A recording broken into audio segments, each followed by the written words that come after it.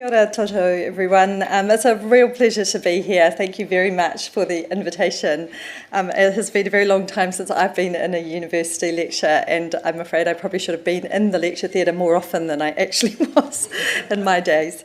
I am really delighted to be asked to speak by the Bruce Jesson Foundation and give this address and contribute to the debate on journalism in New Zealand, not just the discussion around trust, but I think it's really important that we can continue to have that debate on the role of journalism, the quality of our journalism and what we need from it going on. And for, I'm really happy to have the chance, which I love talking about, is to talk a little bit about where stuff is going and why we're placing trust front and centre of everything we do.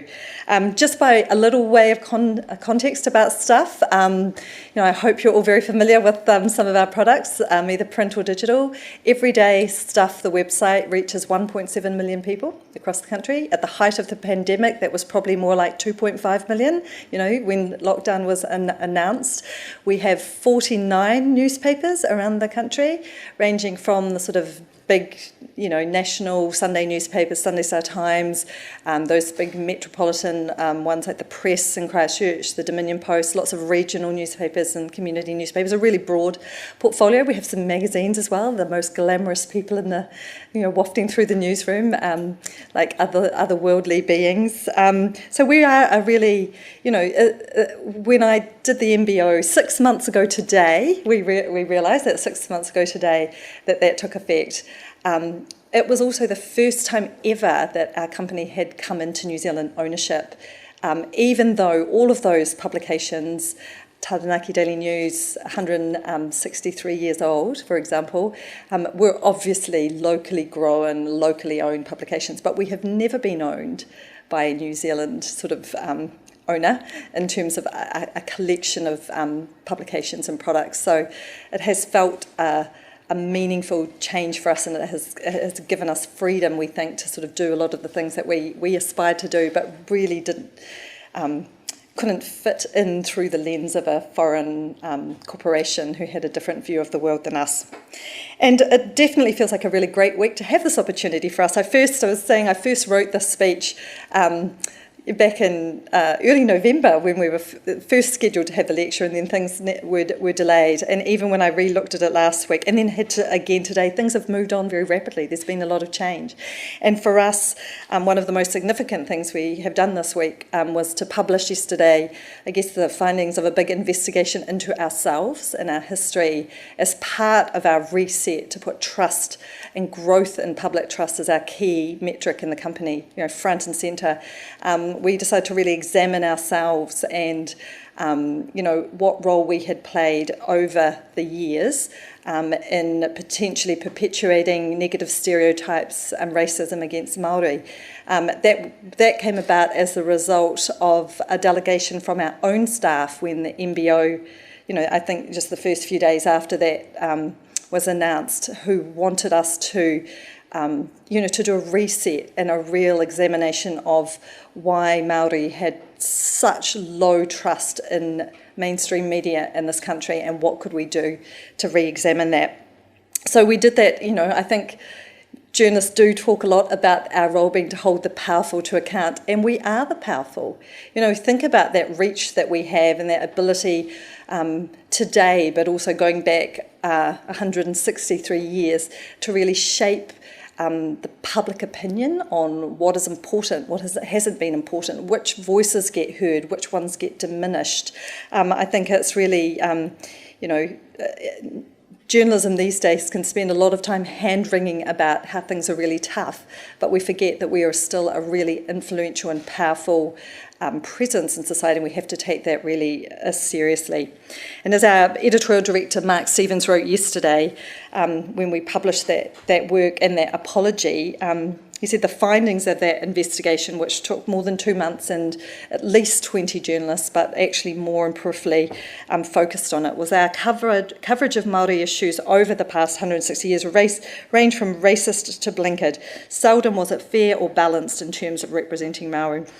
And I think we knew that we would find that but actually we were really shocked, not so much by what happened 100 years ago, but when we really went back to re-examine what just happened a couple of years ago in our current sort of state. And I think that apology that was published yesterday and sort of set the tone for a whole lot of coverage this week.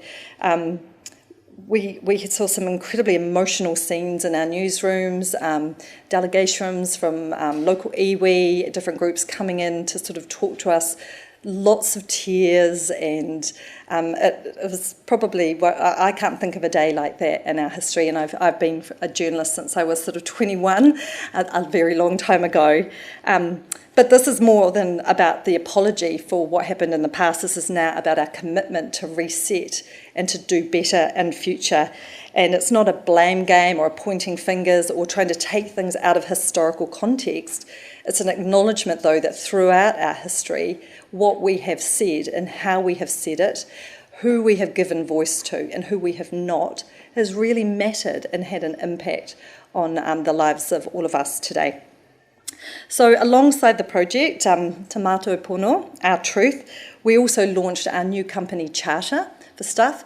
Coming into our own hands, bringing the company into our own hands, we really thought it was a good chance to just reset and pause and think about what was it that we wanted stuff to be and to stand for and to achieve, now that we could do that within the context of being in New Zealand for New Zealanders, and that we wanted very much to be considered an organisation that had a positive impact on our society, our democracy.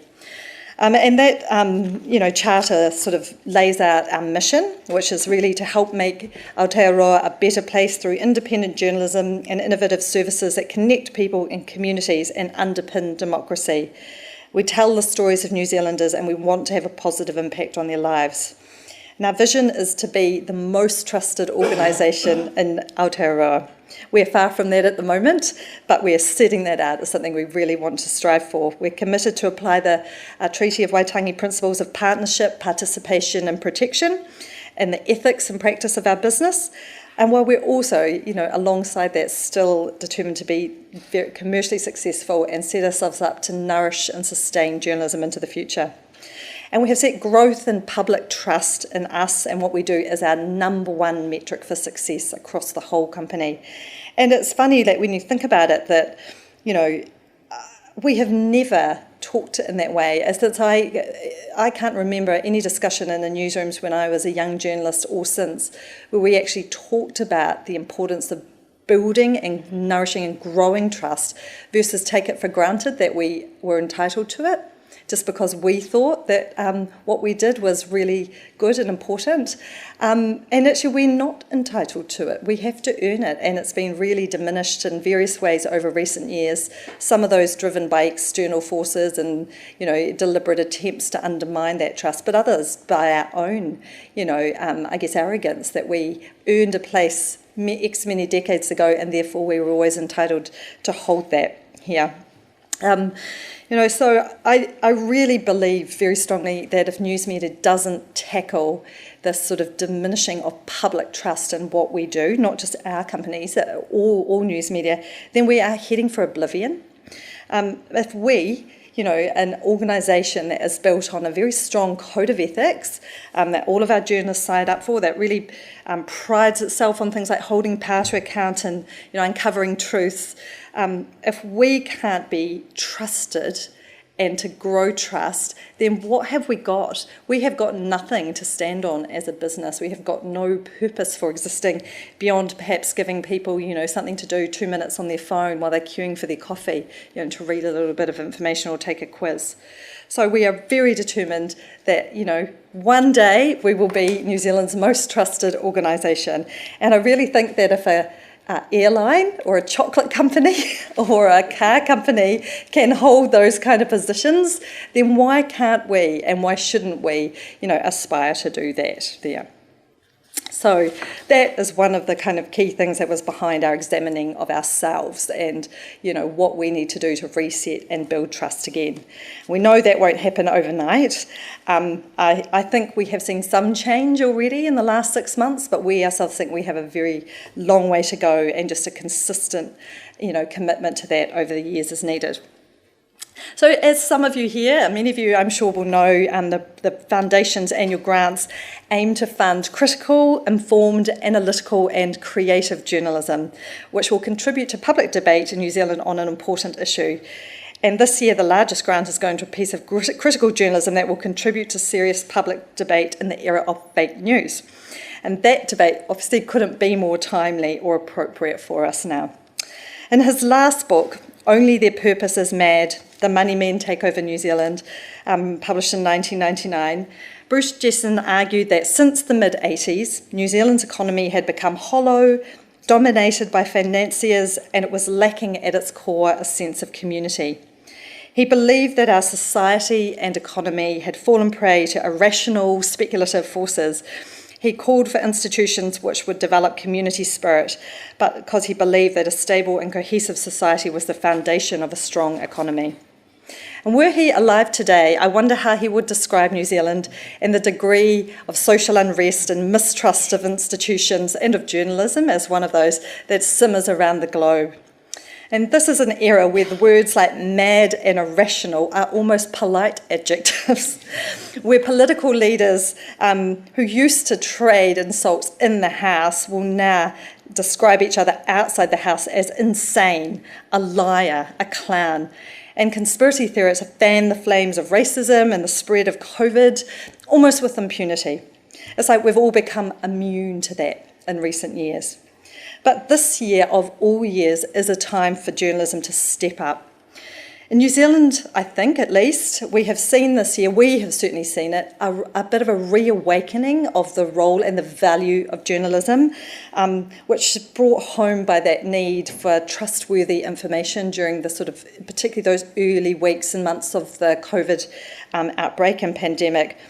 And, ironically, we were helped with that by the coincidence of that, well, it wasn't really a coincidence, by this kind of crystallising of the pandemic, the need for this information and this unprecedented sort of, experience we were all going through. And at the same time, we had the failure of Bauer, the closure of Bauer and the loss of all those magazines, which suddenly shocked people into thinking that, after years of media talking about the challenges it was under and how close it was coming to, companies were coming to folding. Actually, one of our big companies did. And then, there was obviously a lot of debate about Stuff's ownership and survival. We knew, for 4 years we've been playing out, will we, won't we be merged with NZME? And alongside that, first Fairfax Media and then 9 Australian owners, their intent was to offload us, and another company's intent was to acquire us. So to benefit both of them, it suited them to drive a narrative of Stuff being on its knees and failing without this being able to happen. And things were really tough, don't get me wrong, but we weren't quite on our knees. But I'll talk more about how that led to an opportunity for us a bit later on. But I think the loss of those magazines, the uncertainty over ownership and the existence of us, and then there were some similar conversations about MediaWorks then, did help remind people what might be at risk and sparked more conversation about the role and need for journalism. We saw that manifest itself in a spike in print donations, print subscriptions and digital donations, and often the message that came in behind why people were doing that was because we need journalism to survive, because we need this information here. And we've seen, I think, also the value of journalism, not just through the COVID months, but also our election, where Stuff and other publishers did do our best to hold power to account and explain to New Zealanders what their would-be leaders were all about and what they were saying. I think at its essence, the value of journalism comes down to the extent to which the public can place their faith in fair and accurate and unbiased reporting. I actually think we're really lucky in New Zealand across the spectrum that, by and large, we have a media that does not overtly drive a left or right agenda. That's not to say there aren't kind of wobbles along the way when you have hundreds of individual contributors to any journalism product.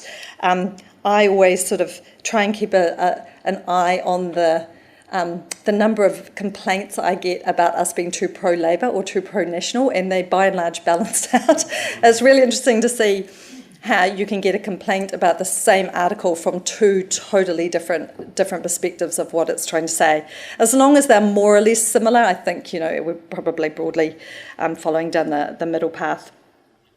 But I think we are all living in, you've mentioned it, through the fallout from the deliberate destruction of trust in journalism and public institutions, the entire voting system in the US. And I think we all agree we don't want that here. So how do we retain the trust in these institutions in New Zealand and avoid, seeing some of those things that we're all just watching still play out in the United States?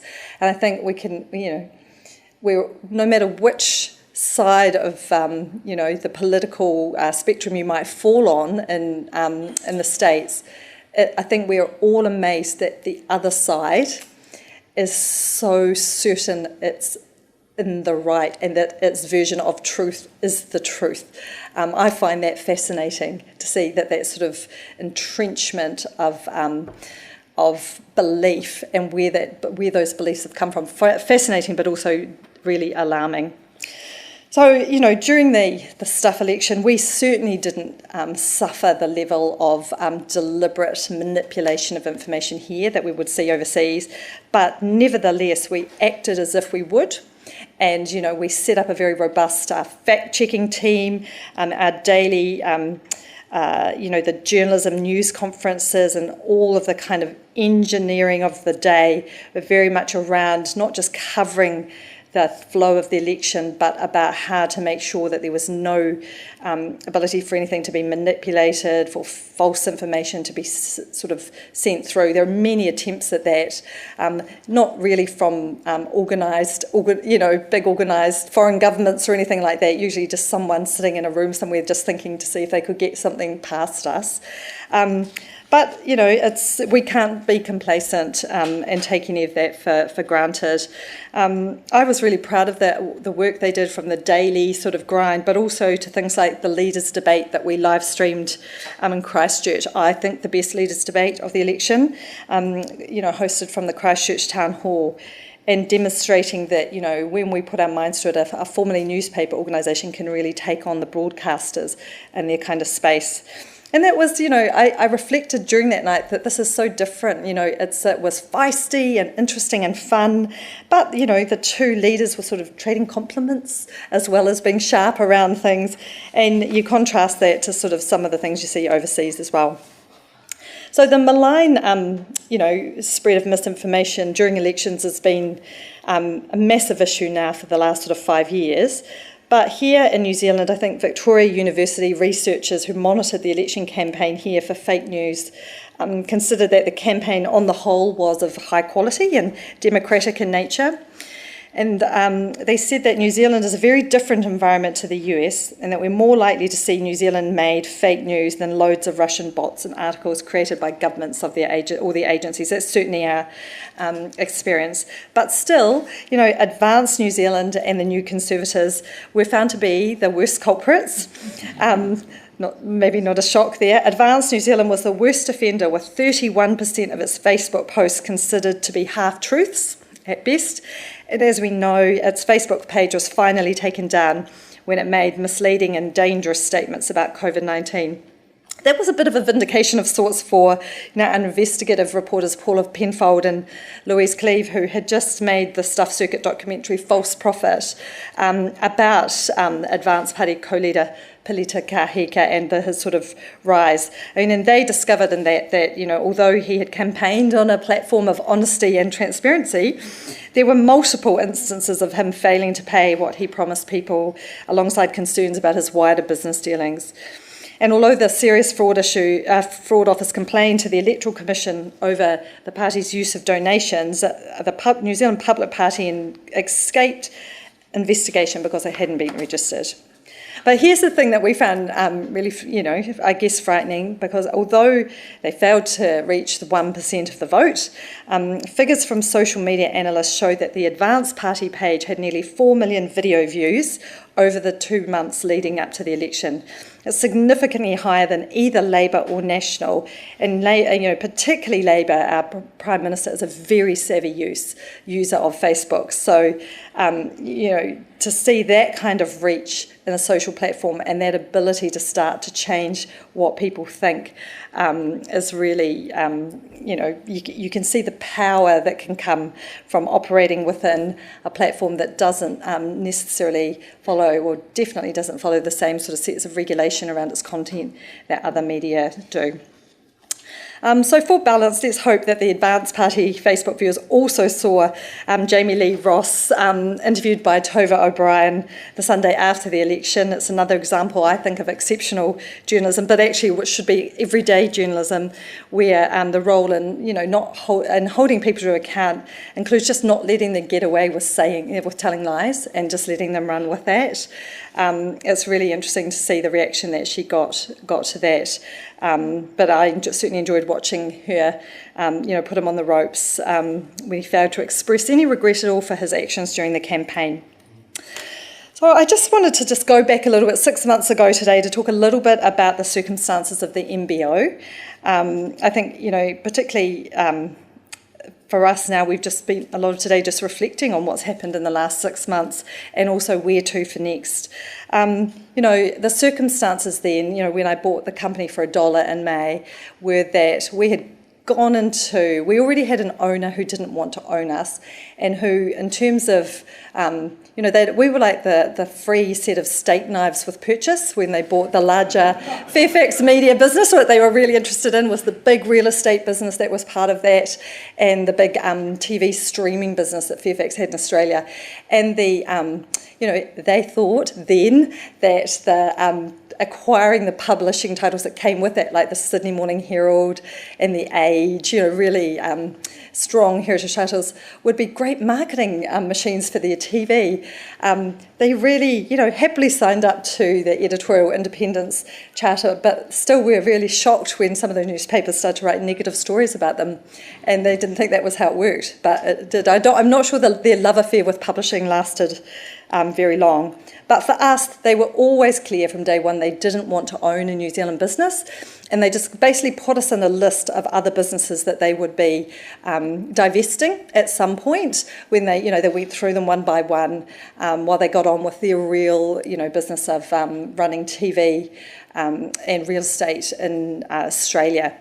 And so we were just put in this sort of holding pattern of don't do anything, don't move forward, don't change anything, don't acquire anything, don't divest anything, don't do anything. If someone on my executive team left, don't replace them, because we are going to sell you and we don't know what the new owner might want to be. And for an organisation to be in that sort of state for a protracted time is really bad. It's just very demoralising for staff working there who have no idea what the future will bring. There's always an underlying current of anxiety across everything that you do, and even innocent sort of statements or communication really examine for what was the hidden meaning and what did it mean for our jobs. And we went through a period for a couple of years where every single address I would give to a group of staff, or talk in any way, the first question was, when is the next round of redundancies? When are we going to be made redundant? Everything was looked at through that lens. It was impossible to hire anyone into the organisation, even if we could get approval. Who would want to come and work for you in those circumstances when they don't know if you're going to be closed down, sold, or what was going to happen? So when we went into the lockdown era, we were at a stage where Nine had re-entered negotiations with NZME to have another crack at merging us with them. NZME were confident they were going to be able to get that through some sort of arrangement with government or some sort of support there, but they had promised they would get it done in 4 weeks, and that was back in October last year. So come May, they were no further ahead, but what had happened to us? Well, we were further, being sort of in this sort of stuck in this external, narrative that was out there that we were failing, that nobody wanted us, that we were going to be closed down. And inside, we could still see that we were still a really profitable company. We'd always been self-funding, but, you get to the point where when neither your owner wants you and your competitors are doing their best to take advantage of that situation by really dragging you down the market, that things are just, how long can you go on like that?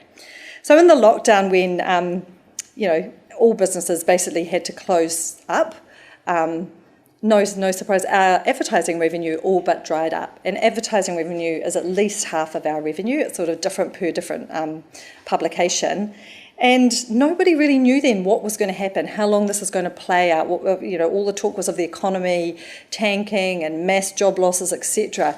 And our owner panicked and rang me one night and said, look, I don't think NZME is going to go anywhere, and we just need to focus on Australia, and we don't want to have to be in a position where we need to give you cash if you need a bailout. So I think we're just going to wind you up.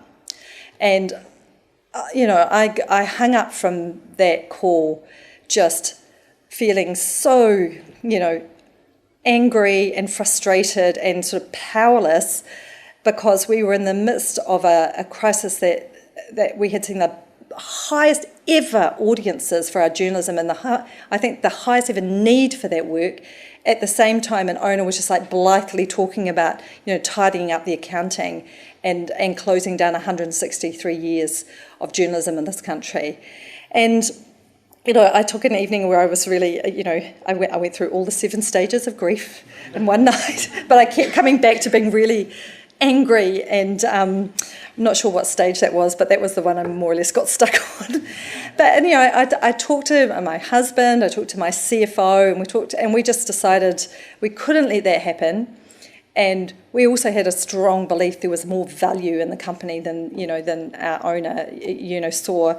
So I rang him up and said, rather than do that, sell me the company for $1 and I'll assume all the risk and, we'll carry on. And he's like, yes, great, that'll show NZME, yeah, stuff them, and can you do it in 2 weeks? And so we got it all, that was 2 weeks of crash course and all sorts of things that I never thought about before, most of them to do with tax and clauses to do with tax. But we got it done. And I remember signing that late on a Sunday night. Everyone else was in bed, I was in my pajamas and the dog was lying on my feet. And it was all a very surreal experience because it'd been so intense, but then it sort of ended in a kind of electronic exchange of signatures. Like there was no moment to it. It was like, oh, is that it? Is it really done? Oh, okay. And I just went to bed, and in the morning it was like, my husband's like, oh, what happened? I'm like, oh, no, we signed it. So, And so it wasn't really, because it had all been so rushed and intense, it wasn't really until after that I started to think about, now I'm the owner, what does that mean? And what does it mean we can do? And I think that first week, we went through all the things of telling everybody, and in the background I kept thinking about, what does this allow us to do now? And while on one hand everybody was like, oh, it must feel so pressured, so much pressure now that you're the owner as well, it was actually the complete opposite, because all that powerlessness about our own future was gone, and now we could make our own decisions for better or worse. We were out of limbo, we could move forward. And what happened? The lockdown didn't probably last as long as people thought. The economy rebounded back. We never needed cash or injections or capital from anybody else. We've been able to stay self-funding, and and now we're looking at investing, acquiring maybe. We're in a completely different state of mind, and it feels like a very different business within the organisation now. And part of that sort of fun of that now is being able to sort of set your own direction, decide what's important to you, and go for it, and not necessarily, we don't have to send all our cash offshore. We can decide to reinvest it back into newsrooms, reinvest it back into our products, which is exactly what we are doing. But while that MBO brought some certainty around our ownership, it has not fundamentally changed the overarching challenge that the news media industry faces. Challenges, which I say, and diminishing of trust is one. But our business models has been widely canvassed in our own pages, have been destroyed, not so much by the internet per se, but really, we have to be blunt, they have been destroyed. And that largely the impact of that has come through the rise of the tech giants, Google and Facebook in particular, in our case, whose global dominance and status as sitting outside the kind of same rules of regulation and tax and everything that we abide by, have seen them consume the vast majority of the digital advertising market. So while we have built huge audiences ourselves and NZME and TVNZ, we have built not anywhere near the corresponding kind of digital advertising business models that would, in theory, match up with those audiences. And if you look at, say, ourselves and NZME as the sort of two biggest, news media companies here, where you could say, and we are in the same general air as Facebook in terms of scale, but Facebook and Google between them consume at least 75% of the digital advertising display market here. Then there's a big chunk that goes to like classifieds, like Trade Me's and things. And then all of the media companies together compete for 11% of digital advertising revenue in this country. And that doesn't kind of factor in what we'd say the direct advertising revenue, which is people just booking directly into, their ads into Facebook or Google or whatever other products, which is probably similar. And, if we think that is bad, which we do, in some countries the figure is not 75%, it's in the very high 90% of digital advertising going to those companies. And I think why we should all care about that, well, it's one of those things it's hard to talk about without being accused of being self-interested, but we should all be self-interested that the companies that invest in journalism, which is essential to healthy democracies and thriving communities, and it really is essential to that, are really struggling for survival. And even when we see some really good green shoots happening around the place, like, the NZME's doing good things with its digital subs program, and, we've got, some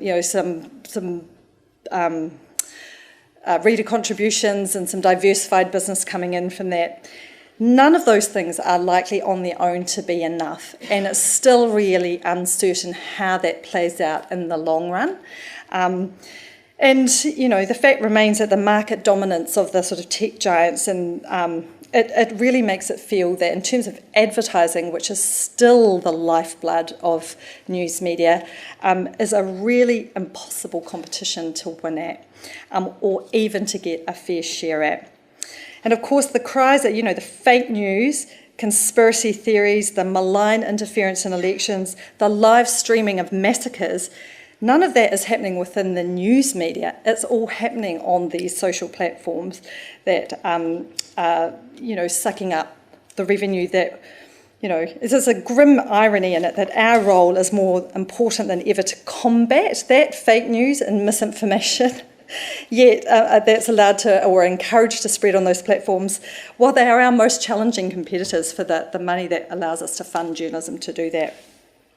And in July this year, we started an experiment to withdraw from publishing our news directly onto Facebook. This follows a move a year earlier when, after the Christchurch mosque attack, we stopped advertising on Facebook because we didn't feel that it was right for a company that was built around a code of ethics, funded another company that allowed something like that to happen. I mean, it's a simple way of looking at it, but it's essentially the truth. The money that goes into those platforms allows that kind of behaviour to flourish. We didn't think it was right for us to fund that. The impact of withdrawing our advertising from Facebook was nil. It didn't have any impact on our business whatsoever. And this year, when we just, I think we had talked about what next, we'd started the experiment to withdraw just from posting our news on Facebook. It's still, I would say, an experiment because there are lots of angles of ways to look at whether it's a success or whether it's harming us or whether it's harming the impact that we can have with our journalism. What we found was our audience dropped a bit. We knew that was going to happen. We absolutely prepared for that. Those people who came to us from Facebook weren't what we'd describe as loyal or engaged readers anyway. They just clicked on something, they looked at you, flicked back. We have not regretted that drop in audience at all. We expected it, so we took the step that enabled it. And what we have really enjoyed is being free from worrying about how we're going to interact with that platform, and where everything you do starts to go through the lens of, will this work in the Facebook algorithm? How do we make this friendly for social media, etc.? But on the other side, we are doing a sort of investigation on what does that mean for the impact of our journalism? Like, we do not want to be on Facebook. We really don't want to be on Facebook, but we have to understand whether there are groups of people now who are not accessing our journalism, who may have before, or may have been that's the only way that they have accessed it. So it's a work in progress so far. And I tell you, I have never had so many calls from overseas news media organisations about anything than I have about this issue, because everyone is wrestling with it. They all want to do the same sort of thing. But it's a big step, to greater or lesser degree.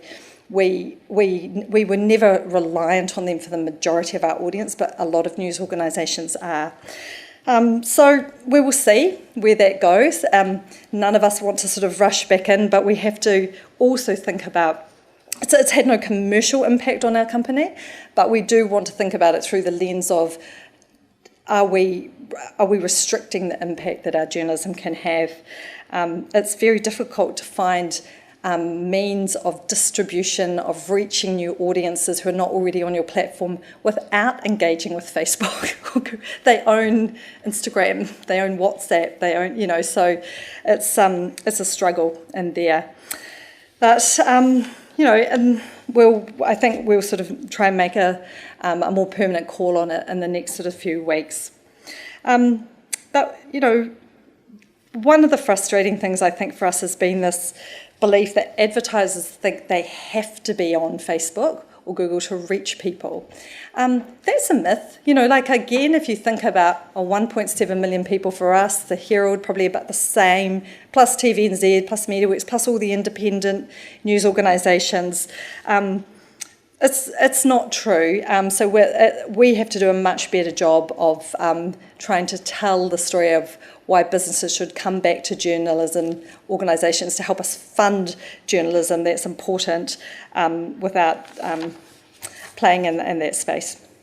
So we are watching with interest what is happening with the government and their views on both media, but also the platforms, the international platforms.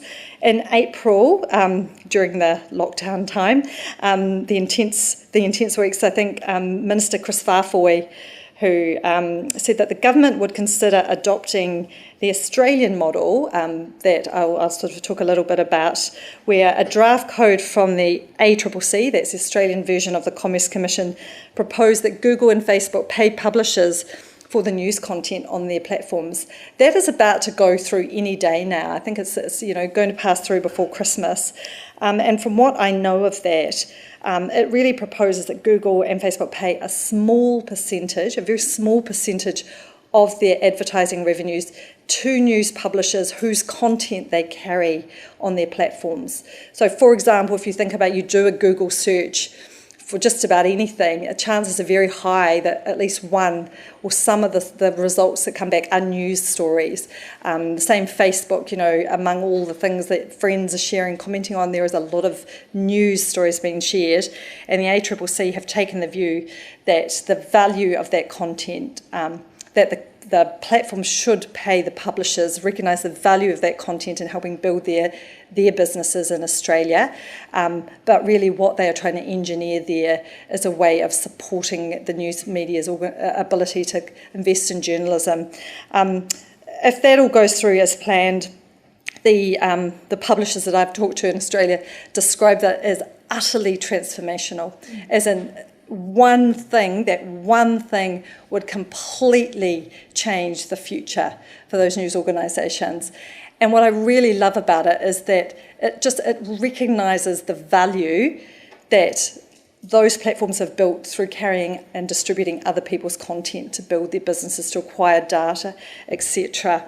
And you can see around the world now there are different approaches, but the tide is all going in the same direction about whether it's through a copyright lens or a competition lens. Different governments are starting to move on somehow kind of reining back the power, the influence or the dominance of these platforms and using it to try and give something back to news media. I think French publishers just signed a deal with Google this week or last week after a 10-year fight. They have a lot of money to keep stringing out the legal process. And I noted, it's not something I know a lot about, but a committee from the House of Lords in the UK this week also just strongly recommended that the platforms be made to pay news publishers for the content they carry. So here, that's obviously something, for me, that's one of the things we really need to advocate for very strongly next year. But I have to say our government has not really shown any interest in this sphere at all. I think one of the conversations I had with someone very senior there was, we've got a really good relationship with those. We'll take a different approach. We'll have a conversation and see where that goes. And I'm thinking, this goes nowhere. That's where it goes. But I am pleased to see, the Labour Party manifesto containing a very significant amount of money, a post-COVID fund to support at-risk journalism, particularly local, regional sort of journalism here. That's to the tune of $75 million over 3 years. Again, very substantial amount to help support those kind of local and regional journalisms, which are really at the heart of local communities. And I think, whenever there's a tendency sometimes for the people editing the Stuff homepage to really focus on the big stories that have a national impact. It's really important to remind them of the importance of local journalism and local communities, even if it isn't the big headline-grabbing thing. And one of my favourite stories or examples of that from a few years ago is one of our young reporters on the West Coast sat in on a Westland District Council meeting and heard about how they had awarded a major water infrastructure contract to a cake decorator. I think that's the gist of it. And, reported on that. And as a result of the reporting, it ended up, I think it went to the Serious Fraud Office. The decision was overturned, and charges there. But what really struck me was if the reporter hadn't been there and reported on it, who knows what would have happened to that money and that contract, because it hadn't really been challenged otherwise in that context there. And with countless examples of that. And the other thing I think about when we think about local journalism is also the importance of being able to do that at scale. So it's one thing to have, an independent community newspaper who do some really good work in their communities, but it's another thing to have something like the Kaikoura earthquake happen and the ability to send 30 journalists in there, either by helicopter or, throw all the resources you can at telling a massive story, at actually airdropping newspapers around cut-off areas from helicopter to try and make sure some news went through. So, you need to have that ability to do journalism at scale in a local context, as well as, the smaller stories that are important to local communities only. So, we're trying new things. We need new business models. One of the ones that we have been trying the last 6 months is asking for people to support us financially rather than put up a paywall from readers who voluntarily want to support New Zealand journalism. And it's one way that we think will be, our future, one of the future paths to continue to fund our work. We're benefiting from real public goodwill towards Stuff at the moment, and a lot of people have signed up to be donors. We've got yesterday, the day that we released the apology, our charter was our record day for donations. It's people really responded to that, and they particularly, because people always give us their reason why they're doing things. For some people, it was about the apology and the commitment to restoration, but actually the thing that came through most strongly across that was because we need trusted journalism, because that word trust has become the word that comes back to us more often and more often in all of the things that we do. And we are, we're really committed to, we make all decisions now through that lens, whether it's a corporate kind of decision, something our product team are doing or sales team versus our editorial team. Is this going to build public trust in what we do, or does it risk diminishing it? When you put that up front and centre, it's really surprising how easy it is to make those decisions and take the right path. So I want to say, for those of you in the audience who one way or another are financial supporters, I really hope, just to, by the odds of how many people in the room, that some of you are either a subscriber, print subscriber, a donor, or an advertiser, if you're the owner of a business. I really want to say a heartfelt thank you to you, because that support directly, enables and funds the journalism that I think is so vital to society and democracy. And we couldn't do it without that, we really couldn't. But the good news is there is always room for more supporters, so it's not a limited club. If you value journalism, please support it. One way or another, you need to do it. And that will allow us to keep stuff open for those who might not be able to afford our news, and to allow it to have the access, that sort of trustworthy journalism, to have the access to the people who need to see it. So that's, a bit of a summary of both our commitment to trust and our journey through the first 6 months. Thank you for listening, and I would really love to answer any questions that you might have about this or any of the other things that we do.